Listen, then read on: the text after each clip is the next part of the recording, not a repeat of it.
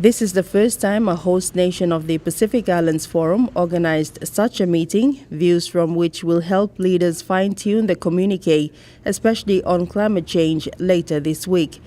Marshall Islands is badly affected by effects of climate change, with its highest point only 3 meters above sea level. Storm surges and king tides in July flooded the capital city and contaminated limited freshwater supplies, evidence of which remains today. Director General of the Secretariat of the Pacific Community, Dr. Jimmy Rogers, says the session achieved more than in previous forums because what's discussed will chart a direction for leaders.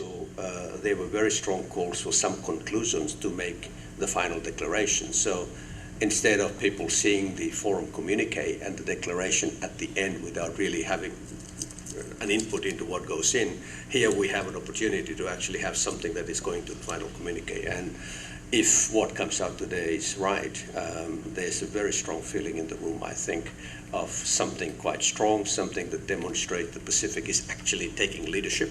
Minister in Assistance to the President of Marshall Islands shares the same views.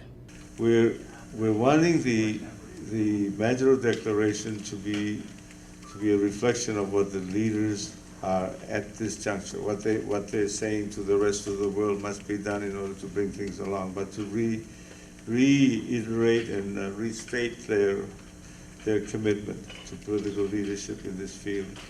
Because after today's event, I don't think there's any more doubt in anybody's mind that there is a need for some ratcheting up of leadership in the climate change arena in the Pacific.